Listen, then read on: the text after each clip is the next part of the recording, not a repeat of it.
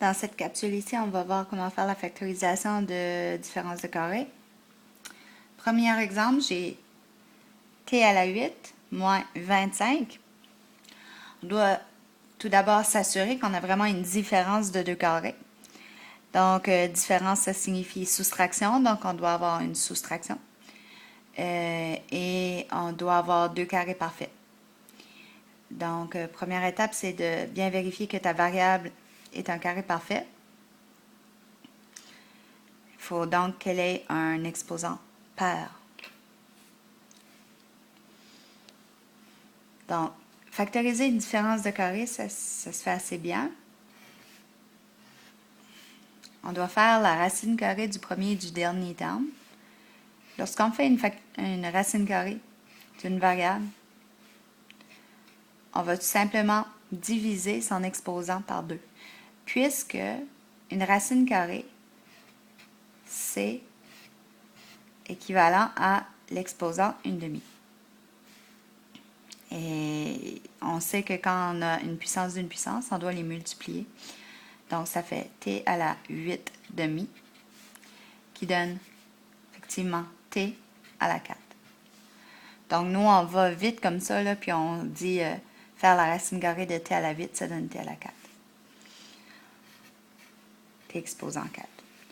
La racine carrée de 25, c'est 5, plus ou moins 5. Donc, on va placer moins 5 dans une parenthèse, plus 5 dans l'autre.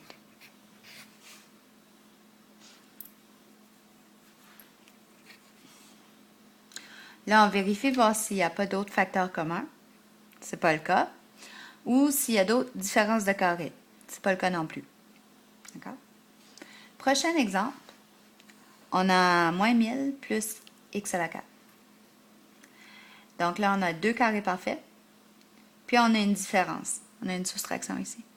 Si vous voulez l'avoir la même forme qu'on a l'habitude de l'avoir, vous pouvez simplement changer nos deux termes de place. Donc, x à la 4 moins 10 000. On va faire la racine carrée de x à la 4. Donc, ça va nous donner x au carré. La racine carrée de 10 000, qui est 100.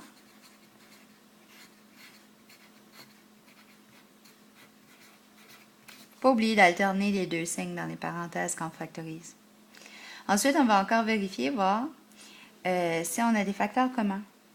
Pas de facteurs communs, mais par contre, ici, on s'aperçoit qu'on a encore une différence de carré, puisqu'on a une différence de 2 carrés parfaits. Donc, la racine de x à la 2, c'est x. La racine de 100, c'est 10. Et ça va me donner x plus 10. Donc, cette parenthèse ici, bon, c'est pas une différence de carré, c'est plutôt une somme de carrés. Et il n'y a pas de facteur commun. Donc, on va la laisser telle quelle. Et là, on a complètement factorisé notre différence de carré.